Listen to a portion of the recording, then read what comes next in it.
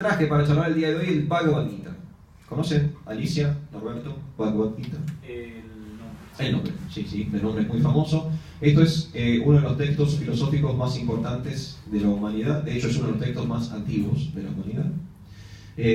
Y es como nuestro libro de cabecera, nuestro marco teórico, todo lo que hablamos los domingos. A veces eso también hay que aclararlo. No son como nuestras opiniones. Nosotros no es que tenemos una opinión personal o particular sobre los temas, sino que somos teólogos, somos científicos espirituales, y estamos hablando en un marco teórico, dentro de un marco teórico. Y el marco teórico de cabecera para nosotros lo brinda este texto, que es un diálogo de 700 versos. Es una conversación entre Dios y el hombre.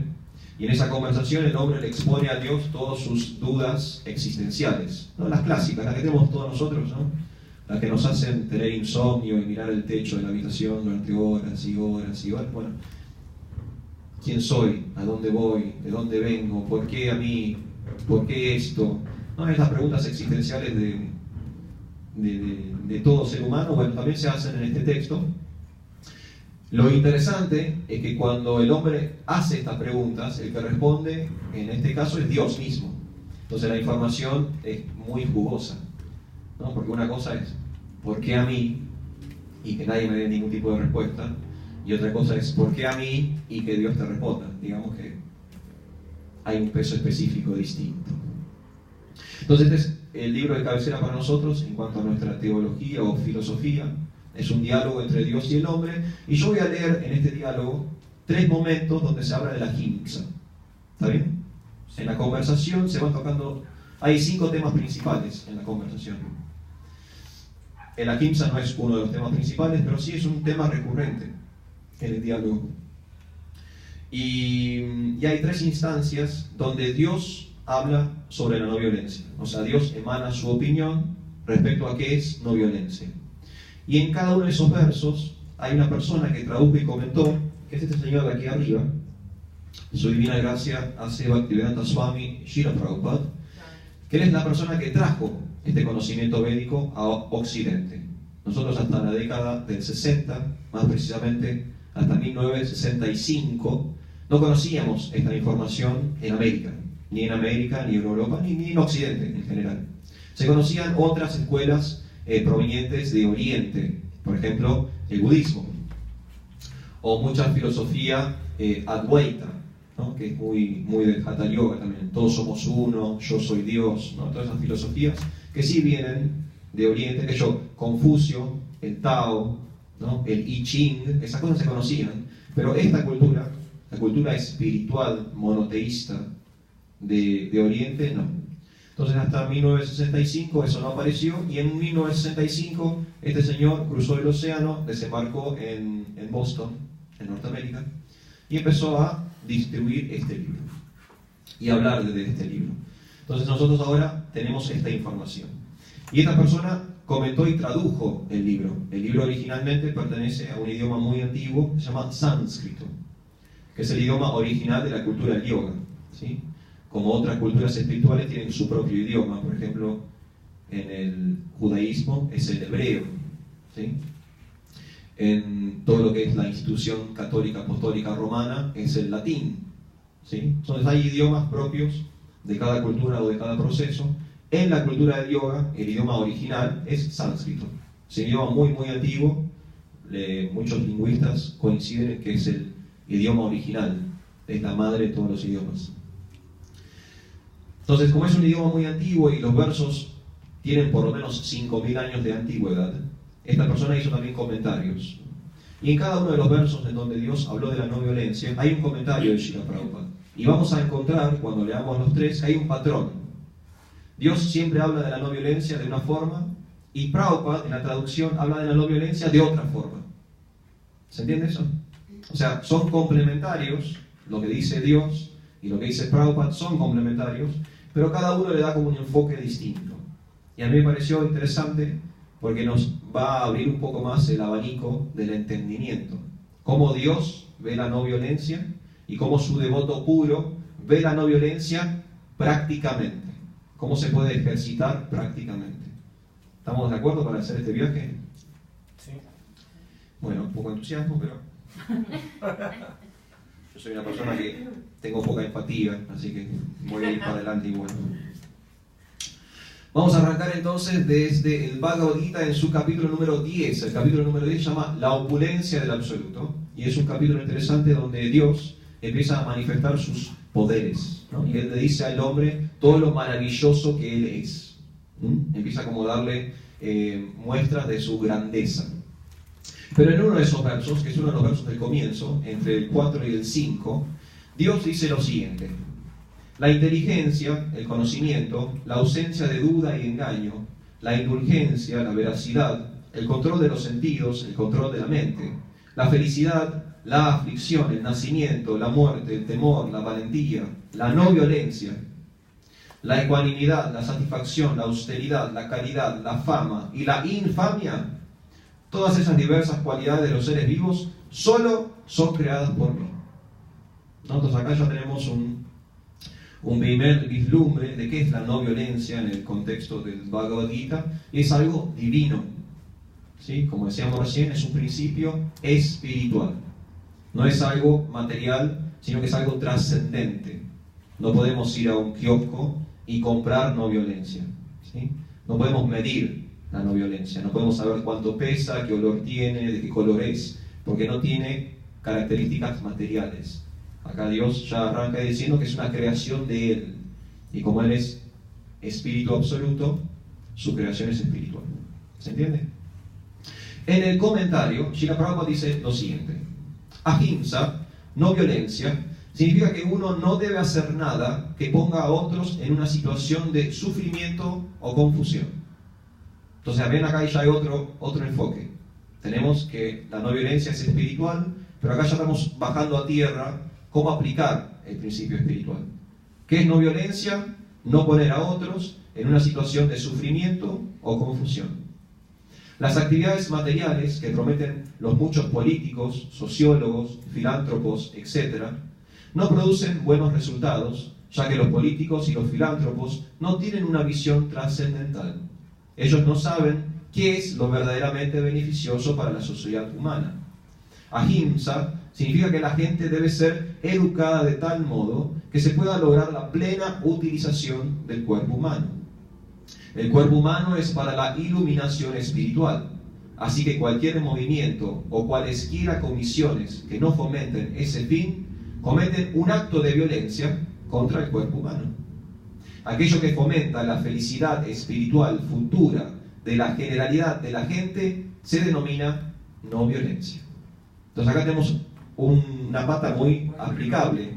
¿Puedes repetir lo último, aquellos? Perdón. ¿El cuerpo humano es para la iluminación espiritual? No, la última frase, aquellos. La última. Aquello que fomenta la felicidad espiritual futura de la generalidad de la gente se denomina no violencia.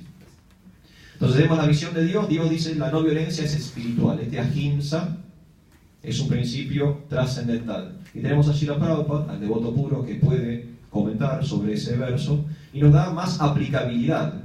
¿Qué es la no violencia? Es no hacer sufrir al otro. ¿Qué es la no violencia? Es no confundir al otro. ¿Qué es la no violencia? Es hacer feliz a los demás. ¿Sí? Siempre es a los demás. Siempre es ¿Cómo? Puede ser también la no violencia propia. Sí, de hecho habla sobre el cuerpo, ¿no? En este comentario, Srila Prabhupada explica la utilidad del cuerpo. Somos todos almas espirituales, pero estamos atrapados en un cuerpo. Entonces, yo tengo este vehículo. ¿Cuál es la finalidad de este vehículo? ¿No? Si ustedes se fijan en el mundo material, hay distintos vehículos con distintas finalidades. Por ejemplo, hay un camión, pero también hay una lancha. Lo que hace el camión no lo puede hacer la lancha, ¿no? Son distintos vehículos, se usan para distintas cosas, ¿no? O hay motos, pero también hay motos de agua. Hay motos que viajan sobre el hielo, ¿no? Son distintos vehículos, cada vehículo tiene o cumple con un objetivo. Pero en realidad... Un segundo. Este vehículo, ¿cuál es su finalidad? Esa es una buena pregunta. Porque yo soy el conductor de este vehículo. ¿Y qué tengo que hacer con este vehículo? Porque imagínense un conductor de camiones que cree que está en una lancha. y conduce el camión como si fuera una lancha. Sería un desastre, generaría todo tipo de caos. O viceversa, imagínense una moto de agua, el conductor de una moto de agua creyendo que está en un motocross, en un rally. Otro problema, otro sufrimiento y otra confusión. Entonces, el cuerpo es un vehículo, los vehículos tienen especificidades, tenemos que conocer la especificidad de este vehículo. Y Prabhupada acá nos explica cuál es la característica del cuerpo humano, y es conocer a Dios. Cualquier otra función ajena a conocer a Dios no es propia del cuerpo humano. Entonces la no violencia con mí mismo es mi búsqueda espiritual. En la medida que yo pierdo mi norte espiritual, estoy violentando mi cuerpo. Y a veces lo voy a violentar con drogas, a veces lo voy a violentar con sexo, a veces lo voy a violentar con trabajo de más, el famoso workaholic, ¿no? Que trabaja de más, ¿por qué? Porque quiere tapar ese hueco. Necesita estar lejos de la casa o lejos de otras actividades, ¿por qué? Porque necesita tapar todo eso. Entonces es una violencia contra el propio cuerpo. ¿Por qué? Porque estoy perdiendo mi norte espiritual. ¿Se entiende? Perdón, me interrumpí. No, justamente lo que quería decir es que el cuerpo en realidad es neutro. Lo que nos maneja es nuestra mente, nuestra capacidad de entendimiento, de conocimiento. Es la que manda el mensaje. Sí, el cuerpo es un vehículo. Volvemos como el auto, ¿no? Tengo acá enfrente hay un auto estacionado. ¿Es bueno o es malo? No, es un auto estacionado. Ahora, si yo agarro ese auto, como ha pasado por ejemplo en Europa, que ha habido atentados con los autos, ¿no? Un terrorista se manda por una procesión y atropella, no sé, 10, 15, 20 personas. ¿Qué ha pasado en la historia reciente, el año pasado, anterior? ¿No? Los nuevos atentados de hecho son así, ya no son más que secuestro un avión. Ahora agarro un auto particular y mato 20 personas. Entonces, cuando un terrorista se sube a un auto y mata a 20 personas, ¿esa es la función natural del auto? ¿Los autos fueron creados con esas características específicas? No. ¿Fueron creados con qué razón? ¿Me pueden alcanzar eso? Para transportar. ¿No? Para transportar personas de un lado a otro. Entonces, ¿se entiende este punto? Es como dice la devota. ¿El cuerpo es bueno o es malo? No es ni bueno ni malo. El cuerpo es. El cuerpo es.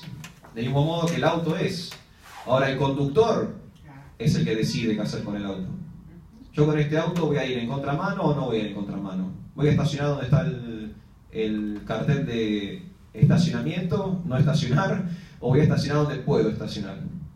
Lo voy a dejar clavado en doble fila en la puerta del colegio de mi nene porque yo creo que yo y mi nene son más importantes que todos los otros alumnos de este establecimiento, o voy a dar media vueltita de cuadra y lo estaciono bien en algún lugar que no molesta a nadie.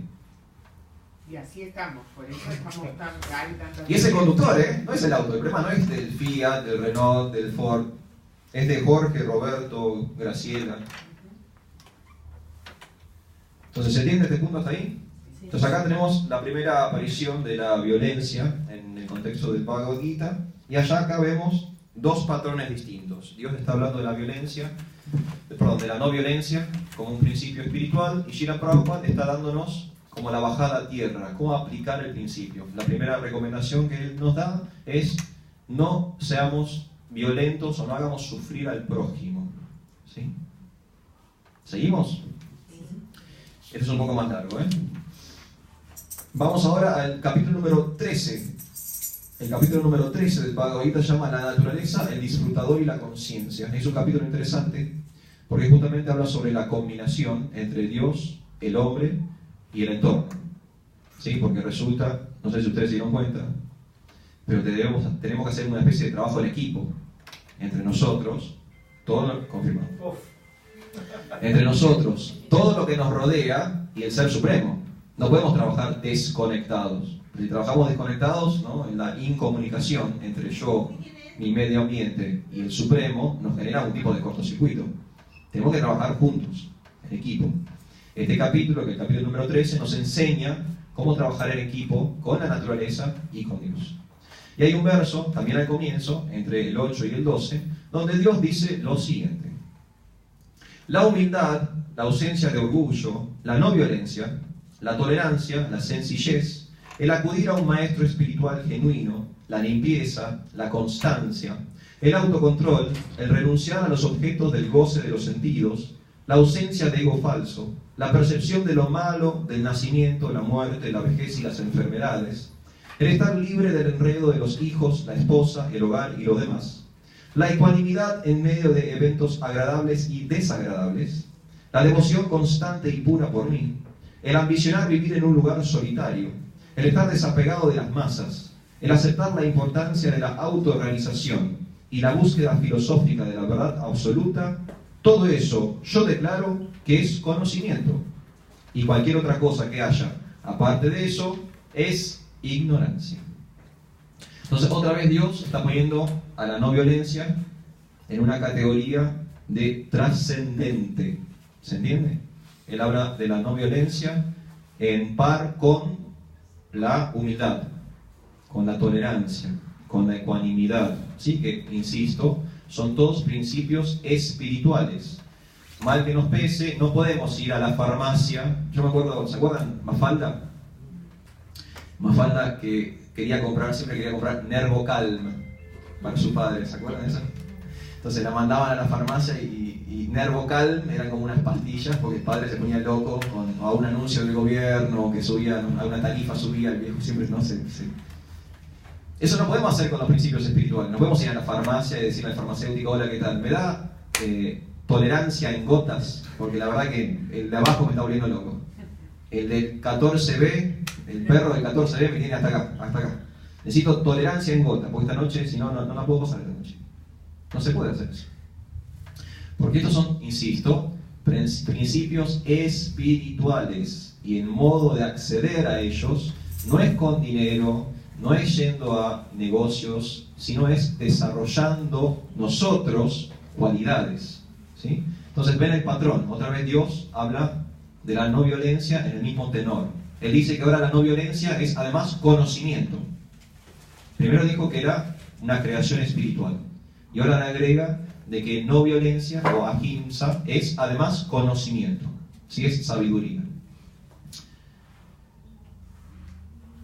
Voy a leer el significado. Vamos a leer ahora la aplicabilidad, como Srila Prabhupada traduce este término. Generalmente se entiende por no violencia el no matar o destruir el cuerpo, pero en realidad no violencia significa no causarle angustia a los demás. Interesante. Por ignorancia, la generalidad de la gente está atrapada en el concepto material de la vida y perpetuamente sufre los dolores materiales. Así que, a menos que uno eleve a la gente al plano del conocimiento espiritual, está practicando violencia. Otra vez lo mismo. ¿Se entiende este parrafito chiquito? Es más o menos lo que Prabhupada también comentó en el comentario anterior. ¿Sí? No violencia, ¿qué es? No hacer sufrir al otro, no confundir al otro. Ahora agrega no causar angustia en el otro. Pero ahora agrega un condimento más, porque si no violencia es conocimiento. Entonces, violencia, ¿qué es? Ignorancia. El desconocimiento es un tipo de violencia. Es un poco lo que hablábamos con Alicia. Si yo no sé, solo por no saber, hago las cosas mal. Y cuando hago las cosas mal, agrego o violento a alguien. Interesante. ¿Vamos con el último? Sí. Perdón, ¿qué texto fue el que leyó? Este fue el 13, 8, 12. El capítulo número 13, versos 8 al 12. Gracias. No, por favor. Y vamos con el último, la última aparición de la no violencia en el Bhagavad Gita, y otra vez es Dios hablando. En este caso, el capítulo número 16. El capítulo 16 también es un capítulo muy interesante. Es el capítulo sobre la naturaleza divina y demoníaca. Que es un poco también lo que hablábamos con Alicia. Según el marco teórico del Bhagavad Gita, el bien y el mal son elecciones. Entonces yo puedo hacer elecciones espirituales, sura, y puedo hacer elecciones no espirituales, asura. Y de acuerdo a mis decisiones voluntarias, Puedo actuar bien o puedo actuar mal. Puedo tener naturalezas divinas o naturalezas demoníacas, que sería básicamente, me puedo acercar o me puedo alejar de Dios, ¿sí? Y no es que hay un factor externo. En el Bhagavad Gita, por ejemplo, no existe en nuestra teología el concepto de diablo. No es que hay un otro que nos hace pecar. Somos nosotros, por libre y propia voluntad, lo que decidimos si pecar o no. ¿Se entiende? No es que hay una influencia maligna externa. Son nuestras propias decisiones. Entonces, por propia decisión, voluntariamente, queremos estar más cerca o menos cerca de Dios. Entonces, este capítulo habla sobre esto, ¿sí? Y Dios dice, en los versos del 1 al 3, lo siguiente. La suprema personalidad de Dios dijo: la valentía, la purificación de la existencia propia, el cultivo de conocimiento espiritual, la caridad, el autocontrol, la ejecución de sacrificios, el estudio de los Vedas, la austeridad, la sencillez, la no violencia, la veracidad, el estar libre de ira, la renunciación, la tranquilidad, la aversión a buscarle defectos a los demás, la compasión, el estar libre de codicia, la mansedumbre, la modestia, la firme determinación, el vigor, el perdón, la fortaleza, la limpieza y el estar libre de envidia y ansias de honor, esas cualidades trascendentales, oh hijos de Bharata, les pertenecen a los hombres piadosos que están dotados de naturaleza divina. Otra vez, ¿no? Dios ya habló 3 veces sobre la no violencia, y cada vez que habló de la no violencia, habló de la no violencia como un atributo espiritual trascendente. Confirma. Qué bueno saber que estoy en el buen camino. Entonces acá tenemos 3 posiciones sobre la no violencia desde la palabra de Dios. En cada una de esas posiciones, Dios habla sobre la no violencia como un atributo espiritual trascendente, ¿sí? Es una creación mía, es un conocimiento, y ahora es de un tipo de naturaleza. ¿Qué significa que es de un tipo de naturaleza? Yo les voy a pedir a todos como que hagan así. ¿Sabes por qué? Porque los próximos que entren van a estar en el baño. Yo voy a estar hablando con la gente en el baño. Porque yo ya los conozco.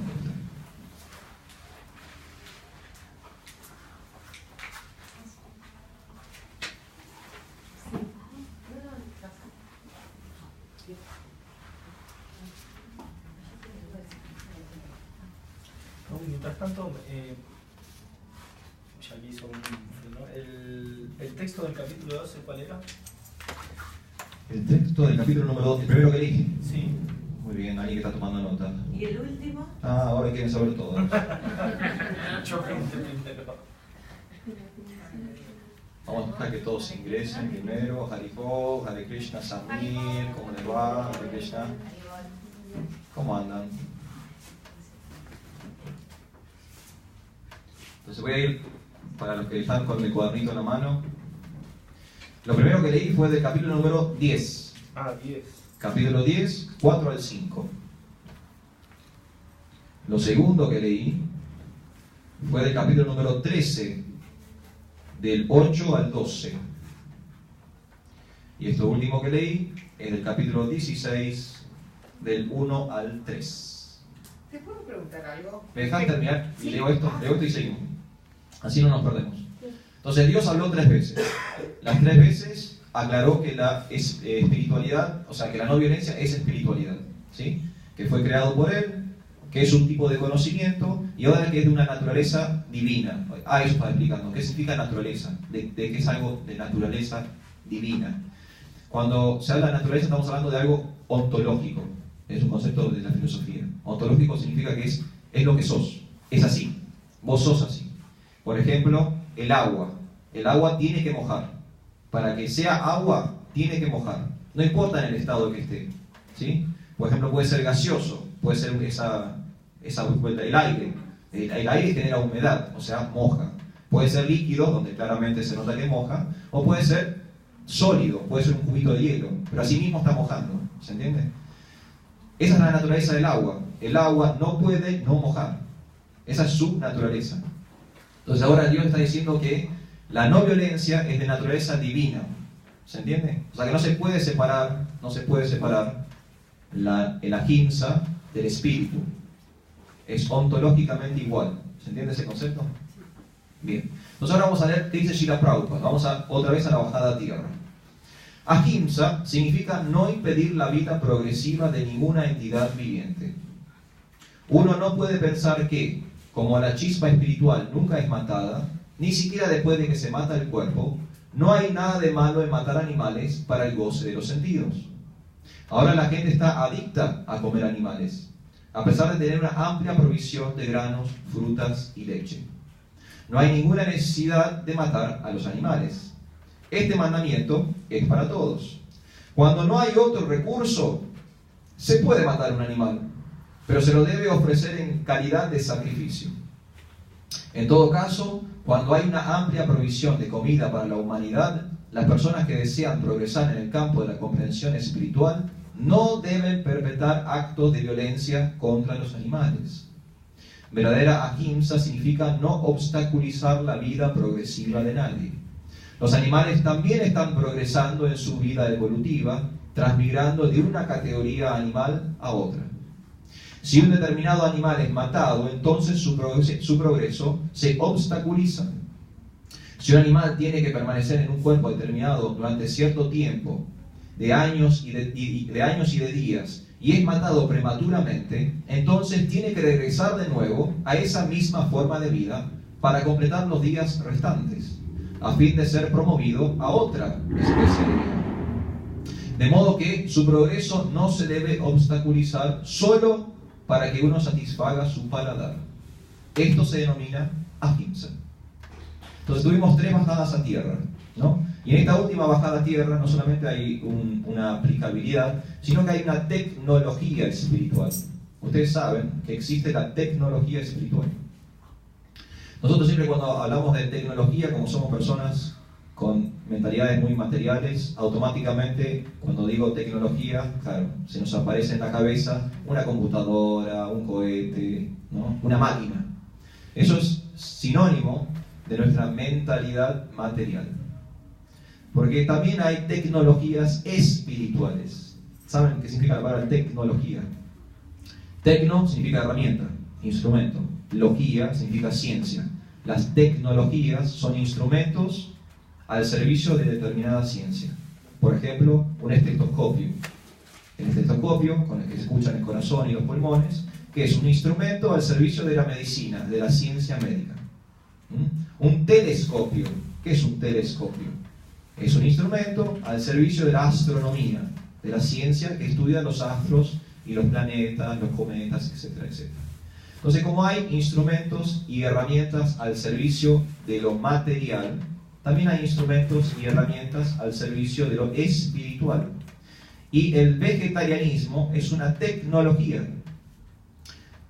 Yo cambio mi dieta, cambio mi gastronomía, y estoy haciendo estoy aplicando herramientas al servicio de una ciencia. ¿Cuál es la ciencia?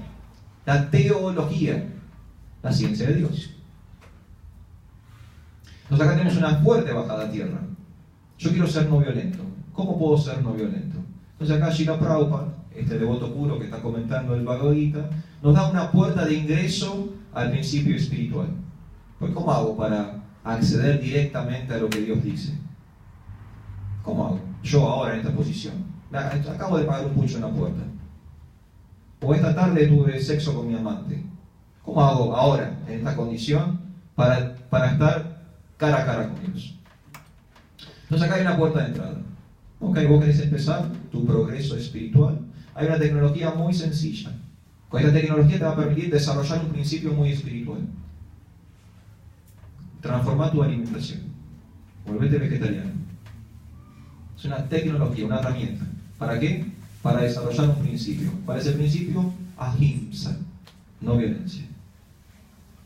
¿Vieron los 2 patrones? ¿No? Dios habló de la no violencia de un modo, Srila Prabhupada le dio como la practicidad o la aplicabilidad.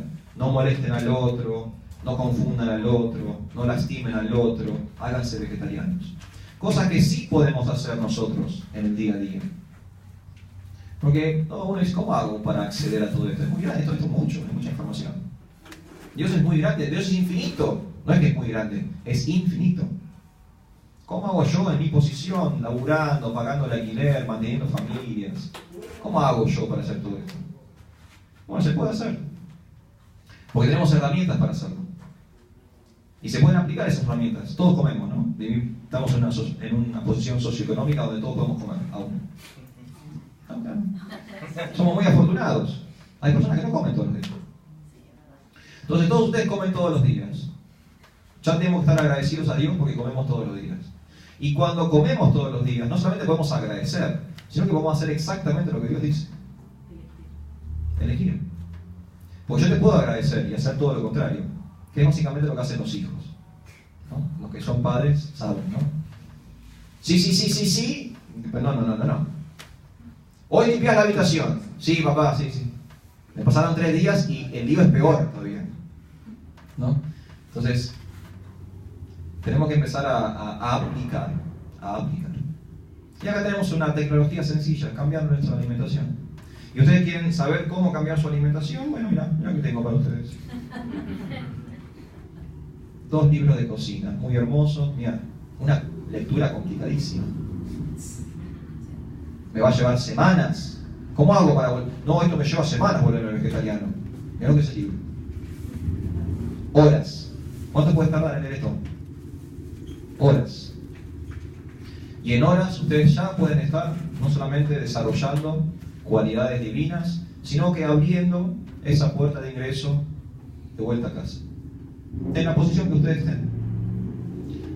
Trabajando de lo que ustedes trabajen, haciendo lo que ustedes hacen todos los días, sin abandonar sus familias, sin abandonar su trabajo, ¿sí? Sin hacer grandes desarreglos en su cotidianidad. Aún así, por misericordia del Señor, tenemos herramientas y tecnologías para hacer yoga, reconectar con el Supremo. ¿Se entiende? Muy bien. ¿Usted quería decir algo? Sí, al fin terminó de hablar que pelado. No, pero me parece un tema que tocaste en la última cita, el sacrificio. Sí. Y yo creo que el sacrificio en realidad se ve como algo terrible, como me sacrifico por mi familia. Y en realidad, cuando lo haces con amor, cuando, por ejemplo, volverse vegetariano, vamos a poner este ejemplo, no es un sacrificio. Sí, es un sacrificio. Ahora, pero tenemos que recontextualizar. Yo lo veo como algo, como una sí, te entiendo conciencia, y no me parece un sacrificio. Sí, por ejemplo, cuando dijiste, si no queda otra, sacrificar un animal. En ese caso... No, te entiendo y tenés razón. Solo que nosotros tenemos el problema de estar mal informados. Muy mal informados. Sobre todo con lo que viene de la cultura del yoga. Muy mal informados. El ejemplo más sencillo es el concepto de karma, ¿no? Que yo digo karma, automáticamente todos ustedes piensan en mala suerte. No tiene nada que ver. Es más, todo lo contrario. Karma es lo bueno en el contexto del Bhagavad Gita.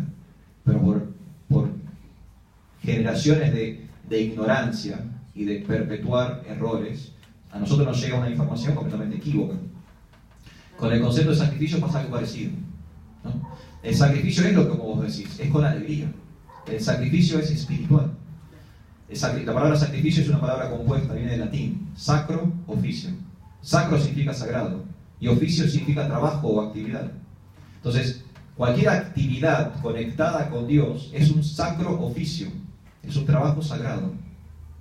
Entonces, tenemos que desligar la palabra sacrificio de estas connotaciones negativas falsas, ¿no? Porque nosotros, hago el sacrificio, no voy a comer torta porque tengo que hacer el sacrificio de entrar en la bikini el verano que viene, ¿no? Claro, es un sacrificio.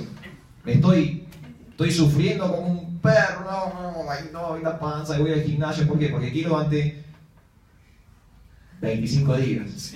Porque eso es el verano en Mar del Plata. Quiero durante 25 días ser una diosa, ¿vale? Entonces, estoy voluntariamente decidiendo sufrir 340 días. En una austeridad sería. No, es un sufrimiento. Austeridad es otra cosa. Es un sufrimiento. Es un sufrimiento. Entonces tenemos esa noción de sacrificio. Oh, no, voy a trabajar, doble turno voy a trabajar, porque tengo que pagar el auto. Voy a hacer el sacrificio del auto, el sacrificio de la casa, el sacrificio de las vacaciones. No hay que colectar porque hay que llevar a la familia de vacaciones. Entonces, no importa, hipotequemos algo, vendamos. Uno se agita y hace sacrificios. Y en realidad nada de eso es un sacrificio, porque nada de eso está ofrecido a Dios. Todo es para mi propio disfrute material egoísta. Exacto. Entonces no es un sacro oficio. Pero es como vos decís, el sacrificio de verdad es ese yoga o comunión con Dios. Entonces yo puedo hacer un sacrificio todos los días en mi casa con los alimentos. Puedo ofrecer mis alimentos a Dios. ¿Viste cuando hablan de Jesús, el sacrificio? El tema de la crucifixión. Sí. Pero ¿qué pasó? En realidad fue para algo mejor, fue la resurrección, que es para ofrecer a todos esa posibilidad. Sí, de hecho Jesús se ofreció por todos nosotros. Exacto. O sea, Él es el... Pero lo hizo con amor. Sí, obvio, claro. Jesús, ¿qué más? Jesús tenía tanto amor por la humanidad que Él decidió ser el chivo expiatorio de todos. ¿No? Él cargó con el pecado del mundo. Mucho amor. Es un devoto puro. Sí, claro. Entonces, esos sacrificios. Bueno, hablando de Jesús, por ejemplo, Jesús hablaba sobre el ayuno. Jesús reta a sus discípulos en un momento en el Nuevo Testamento, porque dice, ¿por qué ayunan con caras largas, ropas oscuras? Loco, pónganle onda al ayuno. Y él dice, cuando ayunen, vistan ropas coloridas, maquíllense, decórense el pelo, no lo hagan sufriendo, porque si lo hacen sufriendo, no es un sacrificio. ¿Dónde está el amor? ¿Dónde está el amor? ¿Se entiende? Entonces es como vos decís. Pero tenemos que desmantelar estos equívocos conceptos que tenemos en Occidente sobre, por ejemplo, el sacrificio. Cuando sacrificamos algo, en realidad estamos dando de amor, no estamos dando desde el sufrimiento. Si damos desde el sufrimiento, no es espiritual, porque justamente vimos recién que no violencia es lo opuesto al sufrimiento. Entonces, si yo estoy dando desde el sufrimiento, estoy dando desde la materia, no desde el espíritu. Entonces estoy dando mal. Claro, lo que pasa es que acá se asocia con el ego el sacrificio. Se asocia con el dolor, con el sufrimiento. Y es un buen sacrificio cuando más sufrís, ¿no? Con perder la vida. Por ejemplo. En realidad viene ligado esto de la interpretación con el tema del cristianismo, lo que decía ella. O sea, el hecho de que él haya perdido la vida. Claro. Sí, Jesús ni siquiera perdió la vida. O sea, Jesús... Bueno, física, no sé. Sí, cambio de cuerpo. Cambio de cuerpo, digamos. Y que de hecho lo vamos a hacer todos. Sí, pero para Todos vamos a cambiar de sacrificar cuerpo. a la vaca nadie siente dolor. Pero ahí está, y es un problema. Entonces, es lo que decía el último comentario. Si yo solo estoy haciendo cosas para mi satisfacción personal, egoísta, sin... Acá Prabhupada está usando, sin comentarlo, está usando un concepto de la antropología que es muy interesante, se llama otredad. La otredad. ¿Qué es la otredad? Es el otro. Nosotros perdemos casi siempre el registro de la otredad. Porque somos tan egoístas, y estamos tan situados en el centro del universo, y creemos que todo gira a nuestro alrededor, que todo lo demás solo es para mi satisfacción. Y por lo general cuando actúo desmereciendo al otro. El ejemplo de doble fila que vi recién. Yo todos los días voy a buscar a mi hija al jardín. Y tengo 3 hijas, imagínate la cantidad de veces que fui al colegio, ¿no? Hace 20 años que estoy yendo a buscar a mis hijos al colegio.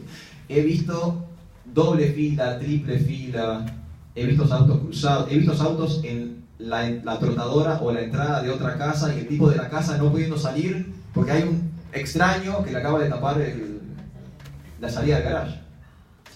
Ahí tenemos un ejemplo muy sencillo de falta de otredad. Todos esos padres, cuando van a buscar a sus hijos al colegio, absolutamente ninguno de ellos está pensando en el otro. Si lo hacen cuando van a buscar a sus hijos al colegio, que es algo, digamos, menor, imagínense cómo lo deben reproducir en otros aspectos de la vida. Entonces, el consumo de carne es falta de otredad. Yo no estoy pensando en el sufrimiento del otro, solo estoy pensando en mi satisfacción personal. ¿Nunca pasaron por las carnicerías en ternera? ¿Nunca vieron la palabra ternera? ¿Saben lo que es una ternera? Es un bebé vaca. La ternera, para ser ternera, no tiene que tener más de 3 o 4 años. ¿Ustedes se comerían a un niño de 3 o 4 años? Y esa ternerita fue destetada de la madre. Aparte de otros sufrimientos. Pero ya, supongamos, lo ponemos sobre el asador. O viemos todos los otros sufrimientos. A ver, seamos bien burdos. Antes también se comía el nonato. El nonato. ¿Saben lo que es el nonato? Es el feto. Es el feto. No, la salchicha de Paigol. Es falta de otra edad. La prostitución es falta de otra edad. La política es falta de otra edad. La política en realidad la política en su sentido original es la otra edad. Claro. Lo que nosotros estamos viendo ahora es la corrupción. Entonces, en la corrupción o en la degradación del principio, no estamos viendo la ayuda mutua. Pero la política como principio existe para que todos podamos vivir bien en sociedad. Y es como el vehículo que decías al principio. Claro. O sea, la política como herramienta pura es buenísima. Pasa que nosotros, ¿qué hacemos? Sufrimos la corrupción de la política. Tenemos conductores políticos que están... Claro, porque el conductor político está dañando a los demás con el instrumento. El caso de la democracia es muy interesante, porque la democracia es esencialmente espiritual. La democracia está basada en un principio espiritual. ¿Ustedes en qué está basado? ¿Ustedes saben en qué está basado? ¿Cuál es el concepto que fomenta la democracia? De igualdad. Que todos somos iguales. Bueno, ahí tenemos que es un ejemplo muy interesante de cómo aplicar la espiritualidad en el mundo cotidiano. De hecho, este año tenemos que votar. A ver si empezamos a cambiar un poco la mentalidad, porque dentro de 2 meses tenemos que poner un voto en una urna. ¿Vamos a ir a votar espiritualmente o vamos a ir a votar materialmente? Porque son 2 formas distintas, ¿no? La democracia, este sistema político en que nosotros vivimos, está basado en un principio espiritual, el principio espiritual de la igualdad. Y la igualdad solo es espiritual. ¿Ustedes conocen un igual material? Mírense unos a los otros, todos somos seres humanos. ¿Alguno es igual a otro en este salón? Ni siquiera entre el mismo género son iguales. Ni siquiera entre la misma franja etaria son iguales. Somos distintos en muchos niveles. Biológico, psicológico, emocional, intelectual, artístico. Miles de diferencias tenemos en el plano material. Miles. Incluso se me presentan 2 gemelos. Esos 2 gemelos también son diferentes. Entonces, ¿dónde existe la igualdad? Porque yo estoy viviendo en un sistema político que levanta la bandera de un principio espiritual. Pero cuando yo tengo que ir a votar, ¿alguno de estos candidatos en su plataforma tiene algún ítem espiritual? No. Entonces están mal manejando el instrumento. Van a chocar el barco. ¿Por qué? Están haciendo uso de un principio espiritual con una mentalidad material. Caos. O sea, suenan todas las luces rojas, las alarmas tienen que sonar todas. Porque es el tipo de la lancha creyendo que es un camión. O es el tipo de la moto de agua creyendo que está en un rally por el Dakar. O sea, psicosis. Es una psicosis. O ejerciendo violencia. Todo el tiempo va a ejercer violencia, porque todo lo que hace está mal. O sea, no hay forma de que la pegue, nunca. O sea, todo lo que, si yo me subo al camión y creo que es una lancha, desde el microsegundo que di vuelta la llave, todo lo que viene después es un error. Ahora, si yo subo a un cargo político y desde el primer instante en que levanté la mano de la Biblia y empecé a gobernar con una mentalidad material, todo mi ejercicio es un peligro. Porque yo estoy haciendo uso de una herramienta espiritual llamada democracia con una mentalidad material. Qué bueno sería Problemón. que existan políticos espirituales. Postúlense. No se dejen, claro. ¿Por qué siempre dejamos que otro decida? Hay una devota en Estados Unidos que se quiere postular. Tulsi Gabbard. Tulsi Gabbard. Sí, una de las candidatas a presidente de Estados Unidos para el 2020 es una devota de Krishna. Ella es representante en el Congreso norteamericano por Hawái. Una esperanza. Tulsi Gabbard. Wow. Tulsi Gabbard. Postúlense ustedes. ¿Por qué tienen que esperar que otros decidan por ustedes? ¿No son adultos?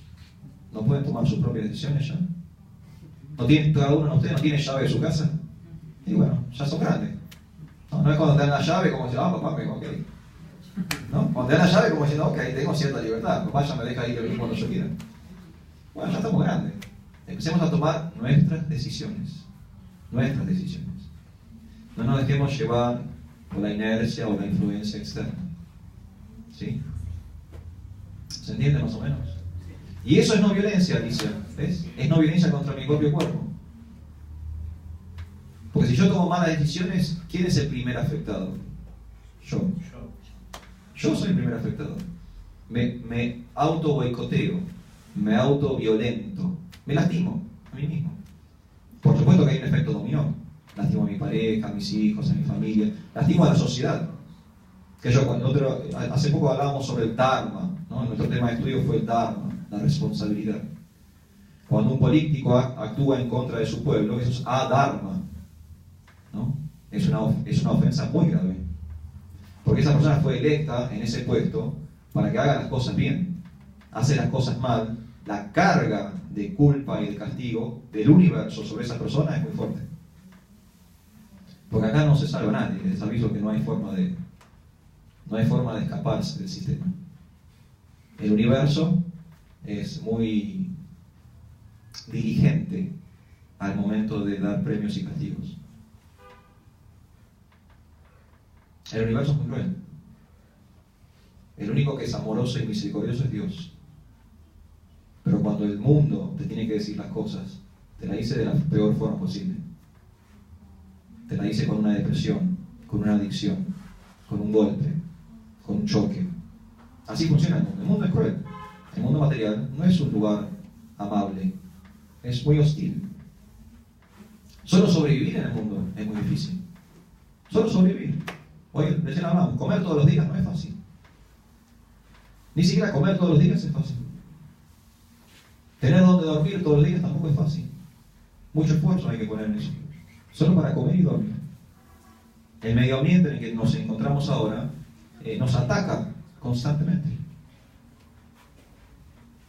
Pero yo voy a hacer lo que no hablamos recién. ¿De qué naturaleza voy a hacer?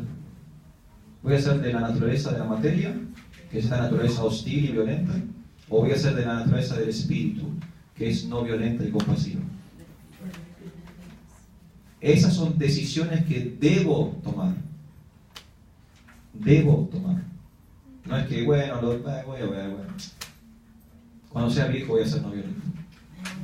No funciona así. Es ahora. No funciona así. No funciona así.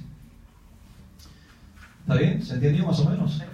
3 versos del Bhagavad Gita, Dios hablando de la no violencia como un atributo o un principio espiritual, y 3 comentarios de Srila Prabhupada mostrándonos cómo bajar a tierra, cómo aplicar la no violencia. ¿Cómo? No molestando a los demás, no generando angustia, no confundiendo, no haciendo sufrir, y el ejemplo práctico, háganse vegetarianos. Bien sencillo. ¿Hay algún último comentario? Yo, Perdón. claro. Laura. Sí. Sí. No, que con respecto a la restricción de la carne, a mí sí me cuesta, pero claro, con un fin egoísta, ¿no? Uno come. Pero al restringir, que en cierta forma me está haciendo mucho mejor, o sea, espiritualmente, también estoy restringiendo otras cosas, como la carne. También estoy diciendo, bueno, estoy siendo compasiva con un animal, también quiero ser compasiva con la gente que tengo alrededor y también me vuelvo más, estoy como sacrificándome, diría yo, por no comer carne. Bueno, también tengo que seguir por ese mismo lado, esa doctrina de adoctrinarme para no comer. Quiero adoctrinarme también, porque a ver, no me como un animal, pero después maltrato a mi mamá. Insulto al vecino. Insulto al vecino, Exacto. no la tolero. Entonces quiero tratar más. Claro, trato de buscarle todo por ese lado. Te quiero felicitar, Laura. Porque esta realización que vos tuviste en estas pocas semanas, hay gente que le tarda años. Yo conozco muchos espiritualistas que todavía no tuvieron esta realización que vos tuviste. Y esto es muy importante, porque esta tecnología no es para mecánicamente hacer las cosas, sino que es para desarrollar principios y valores. Y como vos bien decís, la tecnología es bien sencilla, es como infantil la tecnología, pero lo que me abre, el mundo que me abre es muy grande. Entonces puedo hacer, si soy una persona inteligente como vos, puedo unir los puntos.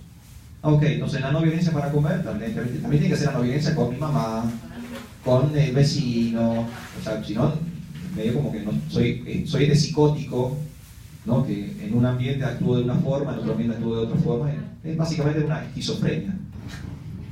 Claro, si vos le decís eso a un psicólogo, dice que sos esquizofrénico, o tenés desorden bipolar, ¿no? A mí me sale más fácilmente lo malo, por ahí. Me salía más fácil comer carne, Sí. más fácil contestar mal, Sí. entonces tengo que trabajar para Y es un acercarme trabajo, más es un trabajo. a Dios. ¿Sí? Bueno, pero, y en la medida que vos trabajes para Dios, Dios te va a dar facilidades. Eso te lo puedo asegurar. Esto es una cosa mía personal. Que si uno se entrega a Dios, Dios se entrega a uno también.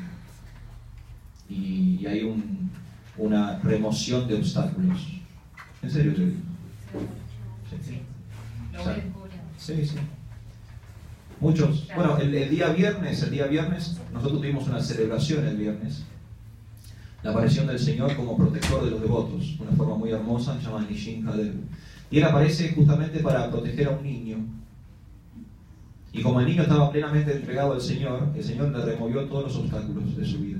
Era un niño, 5 o 6 años, Rolando Garacho, ¿no? Entonces, similarmente, en la vida que vos te entregues al Señor, el Señor con su propia mano te va a correr todos los obstáculos. Porque Dios lo que busca es tu amor. Y Él en el microsegundo que ve un destello de amor en vos, ya todo lo demás desaparece. ¿Sabes? Es directo. Porque Él quiere eso de vos. No quiere cosas de vos. Quiere tu amor, tu corazón quiere. Y cuando vos estás dispuesto a dar el corazón, Krishna hace, chao, no más problemas para la obra. Yo quiero que ese corazón lo quiero entero para mí. No lo quiero compartir con otro. Felicitaciones. Felicitaciones. No, la verdad. En 2 semanas hizo un avance que conozco desde hace 20 años, no se puede todavía. Ok, ¿algún otro comentario o pregunta? Si no, pasamos al siguiente programa. ¿Estamos bien? Bueno, muchas gracias por todo. Ya he llegado para... Así la saca aquí.